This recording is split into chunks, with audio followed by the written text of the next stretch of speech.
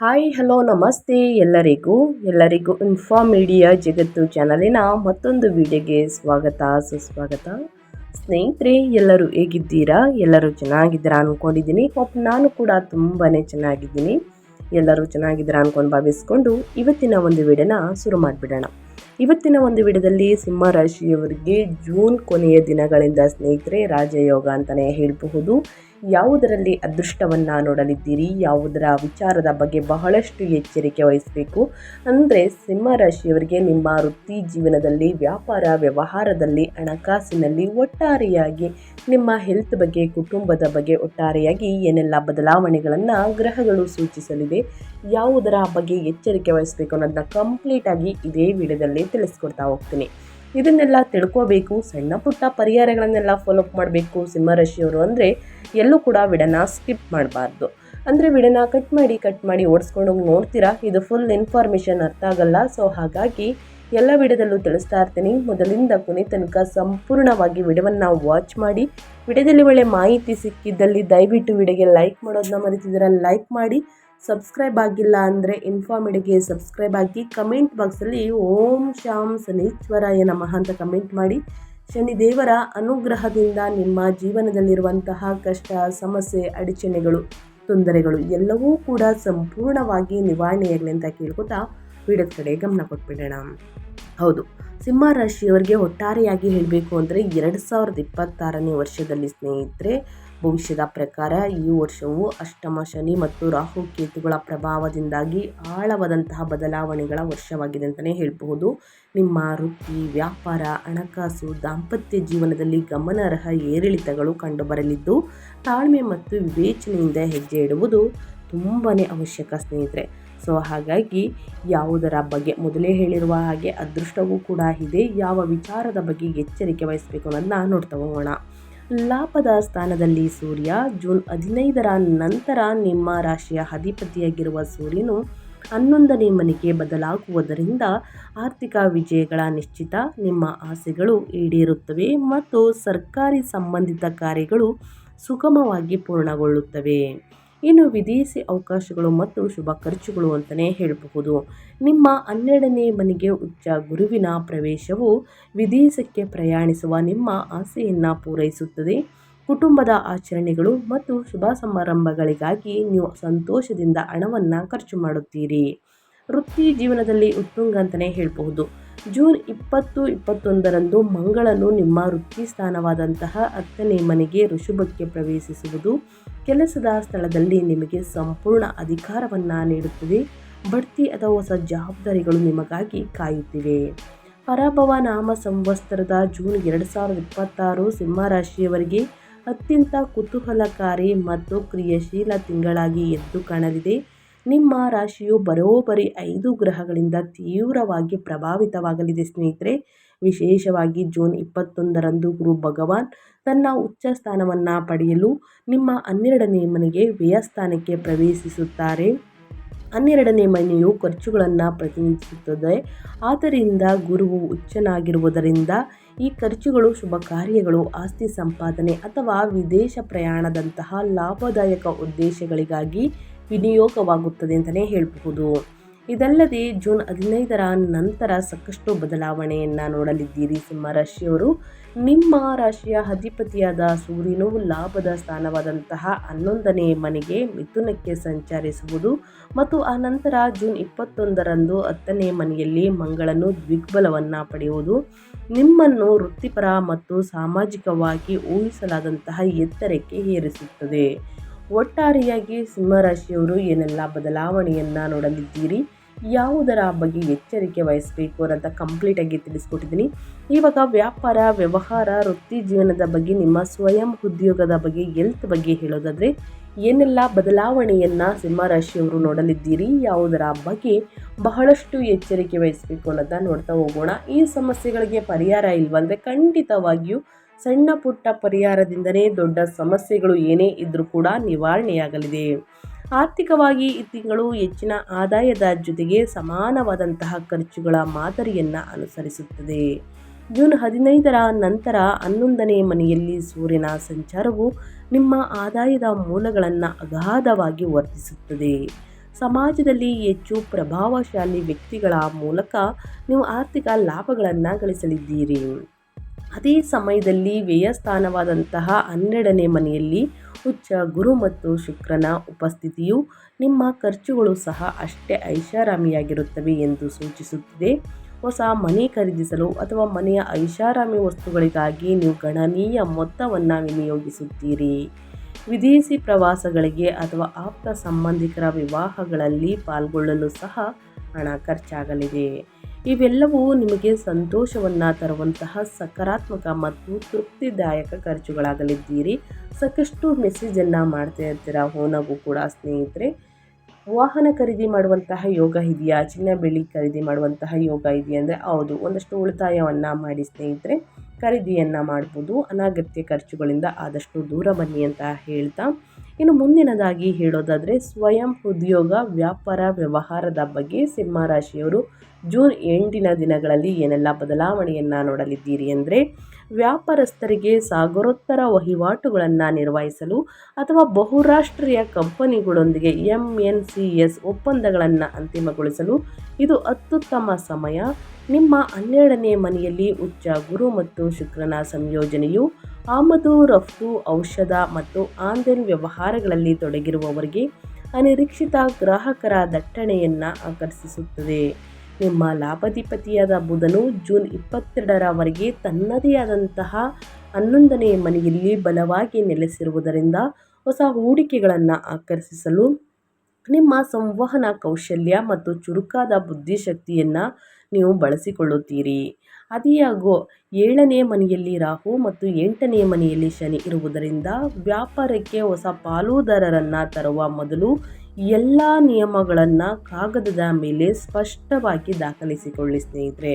ಯಾರನ್ನೂ ಕೂಡ ಕುರುಡರಾಗಿ ನಂಬೇಡಿ, ಮೋಸ ಹೋಗುವಂಥ ಚಾನ್ಸಸ್ ಇರುತ್ತದೆ. ಪ್ರತಿಯೊಬ್ಬರಿಗೂ ತಿಳಿಸ್ತಾ ಇರ್ತೀನಿ, ಯಾವುದೇ ಒಂದು ಪತ್ರಕ್ಕೆ ಸಹಿಯನ್ನು ಹಾಕಬೇಕು ಅಂತಂದರೆ 2-3 ಬಾರಿ ಪರಿಶೀಲಿಸಿ ಅಥವಾ ಪರಿಣಿತರ ಸಲಹೆಗಳನ್ನು ತೆಗೆದುಕೊಂಡು ಸ್ನೇಹಿತರೆ 1 ಅಥವಾ 2-3 ಬಾರಿ ಓದಿದ ನಂತರವೇ ನೀವು ಸಹಿಯನ್ನು ಹಾಕಿ. ಯಾರನ್ನೂ ಕೂಡ ಕುರುಡರಾಗಿ ನಂಬೇಡಿ ಸಿಂಹರಾಶಿಯವರು ದಯವಿಟ್ಟು. ಇನ್ನು ಅದೇ ರೀತಿ ನಿಮ್ಮ ವೃತ್ತಿ ಜೀವನದ ಬಗ್ಗೆ, ನಿಮ್ಮ ಉದ್ಯೋಗದ ಬಗ್ಗೆ ಹೇಳೋದಾದರೆ ಏನೆಲ್ಲ ಬದಲಾವಣೆಗಳು ಕಂಡು ಬರುತ್ತಿದೆ ಅಂದರೆ, ಈ ತಿಂಗಳು ಸಿಂಹರಾಶಿಯವರ ವೃತ್ತಿಪರ ಜೀವನಕ್ಕೆ ಪ್ರಬಲವಾದಂಥ ಆಸ್ತಿಯಾಗಿ ಕಾರ್ಯನಿರ್ವಹಿಸುತ್ತದೆ. ತಿಂಗಳ ಆರಂಭದಲ್ಲಿ ನಿಮ್ಮ 10ನೇ ಮನೆಯಲ್ಲಿ ಸಂಚರಿಸುತ್ತಿರುವ ನಿಮ್ಮ ರಾಶಿಯ ಅಧಿಪತಿ ಸೂರ್ಯನು ಕೆಲಸದಲ್ಲಿ ನಿಮ್ಮ ಅಧಿಕಾರವನ್ನು ಖಚಿತಪಡಿಸುತ್ತಾನೆ. ಆದಾಗ್ಯೂ ಅತ್ಯಂತ ನಿರ್ಣಾಯಕ ಬದಲಾವಣೆಯು ತಿಂಗಳ ಅಂತ್ಯದ ವೇಳೆಗೆ ತೆರೆದುಕೊಳ್ಳುತ್ತದೆ. ಜೂನ್ 21ರಂದು ನಿಮ್ಮ ಯೋಗಕಾರಕ ಮಂಗಳನು ವೃತ್ತಿ ಸ್ಥಾನವಾದಂತಹ 10ನೇ ಮನೆಗೆ ವೃಷಭಕ್ಕೆ ಪ್ರವೇಶಿಸುವುದು ನಿಮ್ಮಲ್ಲಿ ಅಪಾರ ಧೈರ್ಯ ಮತ್ತು ಅಚಲವಾದ ದೃಢ ನಿಶ್ಚಯವನ್ನು ತುಂಬುತ್ತದೆ.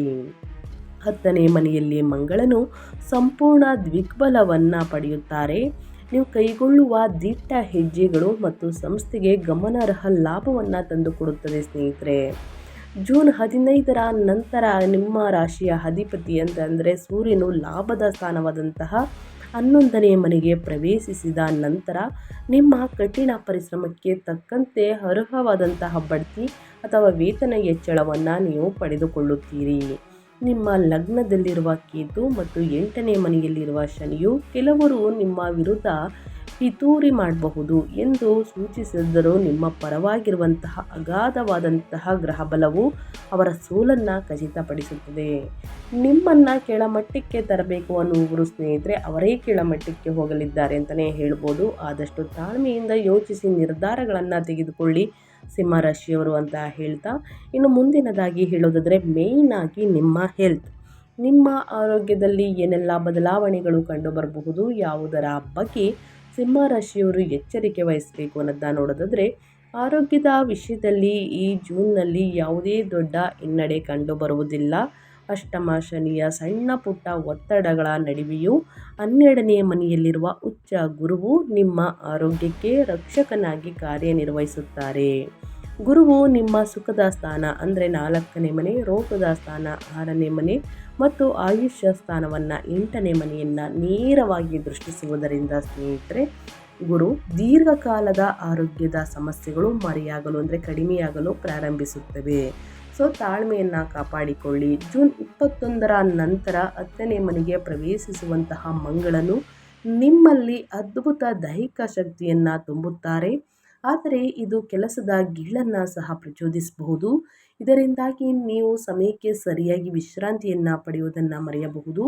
12ನೇ ಮನೆಯಲ್ಲಿನ ಶುಕ್ರನ ಉಪಸ್ಥಿತಿಯು ಸಣ್ಣ ಪುಟ್ಟ ಕಣ್ಣಿನ ಆಯಾಸವನ್ನು ಉಂಟು ಮಾಡಬಹುದು. ನೆಮ್ಮದಿಯ ನಿದ್ರೆ ಮತ್ತು ಸರಿಯಾದ ವಿಶ್ರಾಂತಿಗಾಗಿ ಆದ್ಯತೆ ನೀಡುವುದು ನಿಮ್ಮ ಅಂತಿಮ ರಕ್ಷಣೆಯಾಗಿದೆ ಅಂತಲೇ ಹೇಳಬಹುದು. ಒಟ್ಟಾರೆಯಾಗಿ ಏನೆಲ್ಲ ಬದಲಾವಣೆಯನ್ನು ನೋಡಲಿದ್ದೀರಿ, ಯಾವುದರ ಬಗ್ಗೆ ಎಚ್ಚರಿಕೆ ವಹಿಸಬೇಕು ಅನ್ನೋದನ್ನ ಕಂಪ್ಲೀಟಾಗಿ ತಿಳಿಸ್ಕೊಟ್ಟಿದ್ದೀನಿ. ಇನ್ನು ಅದೇ ರೀತಿ ಕುಟುಂಬ ಮತ್ತು ವೈಯಕ್ತಿಕ ಸಂಬಂಧಗಳ ಬಗ್ಗೆ ಹೇಳೋದಾದರೆ ಸಿಂಹರಾಶಿಯವರು ಏನೆಲ್ಲ ಬದಲಾವಣೆಯನ್ನು ನೋಡಲಿದ್ದೀರಿ, ಯಾವುದರ ಬಗ್ಗೆ ಬಹಳಷ್ಟು ಎಚ್ಚರಿಕೆ ವಹಿಸಬೇಕು ಅನ್ನೋದನ್ನ ನೋಡ್ತಾ ಹೋಗೋಣ. ನಿಮ್ಮ ವೈಯಕ್ತಿಕ ಜೀವನವು ಅಸಾಧಾರಣವಾಗಿ ಪ್ರಣಯಭರಿತವಾಗಿ ಬದಲಾಗಲಿದೆ. ಜೂನ್ ತಿಂಗಳ ದ್ವಿತೀಯಾರ್ಧದಲ್ಲಿ ಶುಕ್ರನು ನಿಮ್ಮ 12ನೇ ಮನೆಗೆ ಪ್ರವೇಶಿಸಿ ಉಚ್ಚ ಗುರುವಿನೊಂದಿಗೆ ಸೇರುವುದರಿಂದ ವಿವಾಹಿತ ದಂಪತಿಗಳ ನಡುವಿನ ಪ್ರೀತಿ ಮತ್ತು ಬಾಂಧವ್ಯವು ಉತ್ತುಂಗಕ್ಕೇರುತ್ತದೆ. ನಿಮ್ಮ ಸಂಗಾತಿಯೊಂದಿಗೆ ದೂರದ ಪ್ರಯಾಣಗಳು ಅಥವಾ ಶಾಂತಿಯುತ ವಿಹಾರಯಾತ್ರೆಯನ್ನು ನೀವು ಯೋಜಿಸಬಹುದು. ಸಂಬಂಧದಲ್ಲಿರುವಂತಹ ಯಾವುದೇ ಸಣ್ಣ ಪುಟ್ಟ ಘರ್ಷಣೆಗಳು ಈ ಪ್ರಯಾಣದ ಸಮಯದಲ್ಲಿ ಸುಲಭವಾಗಿ ಕರಗಿ ಹೋಗುತ್ತದೆ ಅಂತಲೇ ಹೇಳ್ಬೋದು. ಹೊಂದಾಣಿಕೆ ಜಾಸ್ತಿಯಾಗಲಿದೆ ಸ್ನೇಹಿತರೆ. ವಿವಾಹ ಸಂಬಂಧಗಳನ್ನು ಹುಡುಕುತ್ತಿರುವವರಿಗೆ ಈ ತಿಂಗಳು ಸಾಗರೋತ್ತರ ಅಥವಾ ದೂರದ ಪ್ರದೇಶಗಳಿಂದ ಪ್ರಸ್ತಾಪಗಳನ್ನು ಸ್ವೀಕರಿಸುವಂತಹ ಹೆಚ್ಚಿನ ಅವಕಾಶವಿದೆ. ಒಟ್ಟಾರೆ ಹೇಳಬೇಕು ಅಂದರೆ ಕೌಟುಂಬಿಕ ವಾತಾವರಣವು ಆಹ್ಲಾದಕರ, ರೋಮಾಂಚಕ ಮತ್ತು ಸಂಭ್ರಮದಿಂದ ಕೂಡಿರುತ್ತದೆ ಸ್ನೇಹಿತರೆ. ಅವಿವಾಹಿತರಿಗೆ ಮದುವೆ ಪ್ರಸ್ತಾಪಗಳು, ಸಂತಾನ ಯಾರಿಗೆ ಇಲ್ಲ ದಂಪತಿಗಳಿಗೆ ಅಂಥವರಿಗೆ ಶುಭ ವಾರ್ತೆಯನ್ನು ಕೇಳಲಿದ್ದೀರಿ ಮುಂದಿನ ದಿನಗಳಲ್ಲಿ ಅಂತಲೇ ಹೇಳಬಹುದು. ಒಟ್ಟಾರೆಯಾಗಿ ಹೇಳಬೇಕು ಅಂದರೆ ಸಿಂಹರಾಶಿಯವರಿಗೆ ಮಿಶ್ರ ಫಲಿತಾಂಶವನ್ನು ನೋಡಲಿದ್ದೀರಿ ಸ್ನೇಹಿತರೆ. ಸಾಕಷ್ಟು ಹೊಂದಾಣಿಕೆಯನ್ನು ಕಾಪಾಡಿಕೊಳ್ಳಿ ಅಂತ ಹೇಳ್ತಾ, ಇನ್ನು ಮುಂದಿನದಾಗಿ ಹೇಳೋದಾದರೆ ವಿದ್ಯಾರ್ಥಿಗಳ ಬಗ್ಗೆ ಅವರ ವಿದ್ಯಾಭ್ಯಾಸದಲ್ಲಿ ಏನೆಲ್ಲ ಬದಲಾವಣೆಗಳು ಕಂಡುಬರ್ಬೋದು ಅಂತ ನೋಡೋದಾದರೆ, ನಿಮ್ಮ ವಿದ್ಯಾಧಿಪತಿಯಾದ ಗುರುವು 12ನೇ ಮನೆಯಲ್ಲಿ ಉಚ್ಚ ಸ್ಥಿತಿಯಲ್ಲಿ ಸಂಚರಿಸುತ್ತಿರುವುದು ವಿದೇಶದಲ್ಲಿ ಉನ್ನತ ಶಿಕ್ಷಣವನ್ನು ಪಡೆಯಲು ಬಯಸುವಂತಹ ವಿದ್ಯಾರ್ಥಿಗಳಿಗೆ ದೊಡ್ಡ ವರದಾನವಾಗಿದೆ. ವೀಸಾ ಅನುಮೋದನೆಗಳು ಅಥವಾ ವಿಶ್ವವಿದ್ಯಾನಿಲಯದ ಪ್ರವೇಶ ಪ್ರಕ್ರಿಯೆಗಳು ಸುಗಮವಾಗಿ ಪೂರ್ಣಗೊಳ್ಳುತ್ತವೆ ಅಂತಲೇ ಹೇಳಬಹುದು. ಇನ್ನು 11ನೇ ಮನೆಯಲ್ಲಿ ಸೂರ್ಯ ಬುಧರ ಸಂಯೋಜನೆಯು ಸ್ಪರ್ಧಾತ್ಮಕ ಪರೀಕ್ಷೆಗಳಲ್ಲಿ ಅತ್ಯುತ್ತಮ ಅಂಕಗಳನ್ನು ಖಚಿತಪಡಿಸುತ್ತದೆ. ಜೊತೆಗೆ ಶೈಕ್ಷಣಿಕ ವಿದ್ಯಾರ್ಥಿ ವೇತನಕ್ಕೆ ಬಾಗಿಲು ತೆರೆಯುವಂತಹ ಸಾಧ್ಯತೆ ಇದೆ ಅಂತಲೇ ಹೇಳಬಹುದು. ಸ್ನೇಹಿತರೆ, ಒಟ್ಟಾರೆಯಾಗಿ ಏನೆಲ್ಲ ಬದಲಾವಣೆಯನ್ನು ನೋಡಲಿದ್ದೀರಿ, ಯಾವುದರ ಬಗ್ಗೆ ಬಹಳಷ್ಟು ಎಚ್ಚರಿಕೆ ವಹಿಸಬೇಕು ಅನ್ನೋದನ್ನ ಕಂಪ್ಲೀಟಾಗಿ ಸಿಂಹರಾಶಿಯವರಿಗೆ ತಿಳಿಸ್ಕೊಟ್ಟಿದ್ದೀನಿ. ಇನ್ನು ಸಣ್ಣ ಪುಟ್ಟ ಸಮಸ್ಯೆಗಳು ಕೂಡ ಎದುರಾಗಲಿದೆ ಅನ್ನೋದನ್ನ ತಿಳಿಸ್ಕೊಟ್ಟಿದ್ದೀನಿ. ನಿಮ್ಮ ಹೆಲ್ತ್ ಬಗ್ಗೆ ಆಗ್ಬೋದು, ವ್ಯಾಪಾರ ವ್ಯವಹಾರದಲ್ಲಿ. ಸೊ ಇದಕ್ಕೆಲ್ಲ ಪರಿಹಾರ ಇಲ್ವಾ ಅಂದರೆ ಖಂಡಿತವಾಗಿಯೂ ಪರಿಹಾರವನ್ನು ನೋಡ್ತಾ ಹೋಗೋಣ. ಆದಷ್ಟು ಮನೆಯಲ್ಲಿ ಅನುಸರಿಸುವಂತಹ ಪರಿಹಾರವನ್ನು ನನ್ನ ಚಾನಲ್ನಲ್ಲಿ ತಿಳಿಸಲಾಗುತ್ತದೆ. ಸೊ ಹಾಗಾಗಿ ತಪ್ಪದೇ ಅತಿ ಹೆಚ್ಚಾಗಿ ಸಬ್ಸ್ಕ್ರೈಬ್ ಮಾಡ್ಕೊಳ್ಳೋದ್ರಿಂದ ನಾನು ಹಾಕುವಂತಹ ವೀಡಿಯೋಸ್ ನಿಮಗೆ ಯೂಸ್ ಆಗಲಿದೆ ಅಂತಲೇ ಹೇಳ್ಬೋದು. ಅಷ್ಟಮ ಶನಿಯ ಒತ್ತಡವನ್ನು ತಗ್ಗಿಸಲು ಮತ್ತು 11ನೇ ಮನೆಯ ಸೂರ್ಯ ಮತ್ತು ದ್ವಿಗ್ಬಲವನ್ನು ಹೊಂದಿರುವಂತಹ ಮಂಗಳನ ಶಕ್ತಿಯನ್ನು ಸಂಪೂರ್ಣವಾಗಿ ಬಳಸಿಕೊಳ್ಳಲು ನಾನು ಹೇಳುವಂತಹ ಪರಿಹಾರಗಳನ್ನು ಕೈಗೊಳ್ಳಿ. ಮೊದಲನೇದಾಗಿ ಶನಿ ಪರಿಹಾರವನ್ನು ಮಾಡಿ. 8ನೇ ಮನೆಯಲ್ಲಿರುವಂತಹ ಶನಿಯಿಂದ ಉಂಟಾಗುವ ಮಾನಸಿಕ ಆತಂಕಗಳನ್ನು ದೂರ ಮಾಡಲು ಪ್ರತಿ ಶನಿವಾರ ಆಂಜನೇಯನಿಗೆ ವೀಳ್ಯದೆಲೆ ಹಾಕು ಪೂಜೆ ಸಲ್ಲಿಸಿ ಅಥವಾ ಸುಂದರಕಾಂಡವನ್ನು ಪಠಿಸಿ, ಇನ್ನು ಹನುಮಂತನ ಮಂತ್ರವನ್ನು ಜಪ ಮಾಡಿ. ಓಂ ಹಾಂ ಹನುಮತೆಯ ನಮಃ, ಓಂ ಹಾಂ ಹನುಮತೆಯ ನಮಃ ಎಂಬ ಮಂತ್ರವನ್ನು 108 ಬಾರಿ ಹೇಳಿ ಸ್ನೇಹಿತರೆ. ಓಂ ಶಾಂ ಶನೀಶ್ವರಾಯ ನಮಃ ಅನ್ನುವ ಮಂತ್ರವನ್ನು, ಶನಿ ಮಂತ್ರವನ್ನು ಹೇಳಿ ಸಮಸ್ಯೆಗಳು ಕ್ರಮೇಣವಾಗಿ ಕಡಿಮೆಯಾಗಲಿದೆ. ಇನ್ನು ಸೂರ್ಯನ ಆರಾಧನೆ. ಜೂನ್ 15ರ ನಂತರ 11ನೇ ಮನೆಯ ಸೂರ್ಯನು ನೀಡುವಂತಹ ಆರ್ಥಿಕ ಅದೃಷ್ಟವನ್ನು ದ್ವಿಗುಣಗೊಳಿಸಲು ಪ್ರತಿದಿನ ಮುಂಜಾನೆ ತಾಮ್ರದ ಪಾತ್ರೆಯಿಂದ ಸೂರ್ಯ ದೇವರಿಗೆ ಅಗ್ರವನ್ನು ನೀಡಿ ನೀರನ್ನು ಅರ್ಪಿಸುತ್ತಾ ಆದಿತ್ಯ ಹೃದಯ ಸ್ತೋತ್ರವನ್ನು ಹೇಳಿ ಸ್ನೇಹಿತರೆ. ನಿಮ್ಮ ಸಮಸ್ಯೆಗಳು ಕ್ರಮೇಣವಾಗಿ ಕಡಿಮೆಯಾಗಲಿದೆ. ಇನ್ನು ದಾನ ಧರ್ಮಕ್ಕೆ. 12ನೇ ಮನೆಯ ಗ್ರಹಗಳಿಂದ ಉಂಟಾಗುವ ವಿಪರೀತ ಆರ್ಥಿಕ ಸೋರಿಕೆಯನ್ನು ತಡೆಯಲು ಗುರುವಾರದಂದು ಗುರುಸ್ತೋತ್ರವನ್ನು ಹೇಳಿ ಜೊತೆಗೆ ಗುರುವಾರದಂದು ಅರ್ಚಕರಿಗೆ ಅಥವಾ ನಿರ್ಗತಿಕ ವಿದ್ಯಾರ್ಥಿಗಳಿಗೆ ಹಳದಿ ವಸ್ತ್ರ ಅಥವಾ ಬೇಳೆಕಾಳುಗಳನ್ನು ದಾನ ಮಾಡ್ಬೋದು. ಅಥವಾ ವಿದ್ಯಾರ್ಥಿಗಳಿಗೆ ಬೇಕಾಗಿರುವಂಥ ಶೈಕ್ಷಣಿಕ ವಸ್ತುಗಳನ್ನು ದಾನ ಮಾಡುವುದರಿಂದ ಸಮಸ್ಯೆಗಳು ಕ್ರಮೇಣವಾಗಿ ಕಡಿಮೆಯಾಗಲಿದೆ. ಇನ್ನು ಬಡವರಿಗೆ ನಿರ್ಗತಿಕರಿಗೆ ಐಡೆಂಟಿಫೈಯನ್ನು ಮಾಡಿ ಸ್ನೇಹಿತರೆ, ಅವರಿಗೆ ಅನ್ನದಾನ, ವಸ್ತ್ರದಾನ, ಇನ್ನು ಸ್ನೇಹಿತರೆ ನಿಮ್ಮ ಕೈಯಲ್ಲಾದಷ್ಟು ಹಣ ಸಹಾಯವನ್ನು ಮಾಡಿ. ಖಂಡಿತವಾಗಿಯೂ ನಿಮ್ಮ ಜೀವನದಲ್ಲಿರುವಂತಹ ಸಮಸ್ಯೆಗಳು ಕ್ರಮೇಣವಾಗಿ ಕಡಿಮೆಯಾಗುತ್ತಾ ಬರುತ್ತದೆ. ಎಲ್ಲದಕ್ಕಿಂತ ಶ್ರೇಷ್ಠವಾದಂತಹ ದಾನ ಅನ್ನದಾನ, ಬಟ್ಟೆ ದಾನ ಸ್ನೇಹಿತರೆ. ಸೊ ಹಾಗಾಗಿ ತಪ್ಪದೆ ಬಡವರಿಗೆ ದಾನ ಮಾಡಿ ಅಂತ ಹೇಳ್ತಾ ನಾನು ವಿಡಿಯೋವನ್ನು ಎಂಡ್ ಮಾಡ್ತಾ ಇದ್ದೀನಿ. ಸಿಂಹ ರಾಶಿಯವರಿಗೆ ಒಳ್ಳೆ ಮಾಹಿತಿ ಸಿಕ್ಕಿದ್ರೆ, ಈ ವಿಡಿಯೋ ಸ್ವಲ್ಪ ಯೂಸ್ಫುಲ್ ಅನಿಸಿದರೆ ದಯವಿಟ್ಟು ವಿಡಿಯೋಗೆ ಲೈಕ್ ಮಾಡೋದನ್ನ ಮರೆತಿದ್ರೆ ಲೈಕ್ ಮಾಡಿ.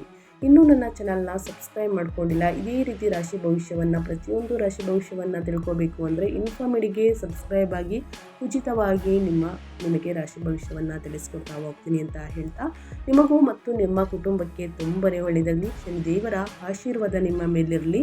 ಮತ್ತೊಂದು ವಿಡಿಯೋ ಜೊತೆ ಮತ್ತೊಂದು ಹೊಸ ಭವಿಷ್ಯದಲ್ಲಿ ಹೊಸ ಅಪ್ಡೇಟಲ್ಲಿ ಸಿಗ್ತೀನಿ.